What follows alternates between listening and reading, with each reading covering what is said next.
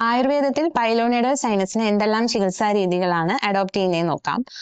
പ്രധാനമായും പാരാസർജിക്കൽ മെഷേഴ്സ് ആണ് ആയുർവേദത്തിൽ അഡോപ്റ്റ് ചെയ്യുന്നത്.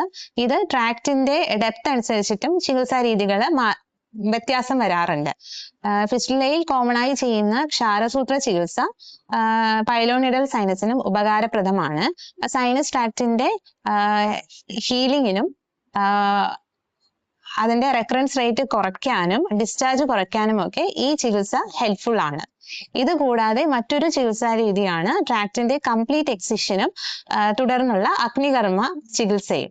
അഗ്നികർമ്മ എന്ന് പറയുമ്പോൾ അത് പല തരത്തിലാകാം. അത് ഇൻസ്ട്രുമെന്റ് ശലാക പോലുള്ള ഇൻസ്ട്രുമെന്റ്സ് ഉപയോഗിച്ചിട്ടും നമുക്ക് അഗ്നികർമ്മം ചെയ്യാവുന്നതാണ്. അതുപോലെ തന്നെ തൈലദഹനവും ആയുർവേദത്തിൽ ചെയ്യാറുണ്ട്. ട്രീറ്റ്മെന്റിൽ റെഗുലർ ഫോളോ അപ്പ് വളരെ ഇമ്പോർട്ടന്റ് ആണ്. ജസ്റ്റ് പെയിൻ കുറഞ്ഞാൽ മാത്രം പോരാ, ആ ട്രാക്ട് കംപ്ലീറ്റ് ഹീൽ ആകണം. അപ്പോൾ അതിന് വേണ്ടിയിട്ടുള്ള, അതായത് ഇൻഫെക്ഷൻ കൺട്രോൾ ചെയ്യുന്നതും ആ ട്രാക്റ്റിനെ ഹീലിംഗ് സപ്പോർട്ട് ചെയ്യുന്നതുമായിട്ടുള്ള ഇന്റേണൽ മെഡിസിൻസ് ഉപയോഗിക്കുക. അതോടൊപ്പം തന്നെ ലോക്കൽ ആയിട്ടുള്ള ക്ലീനിങ്, ഡ്രസ്സിങ്, വുണ്ട് കെയർ ഇതെല്ലാം പ്രോപ്പറായി ചെയ്യേണ്ടതും വളരെ അത്യാവശ്യമാണ്.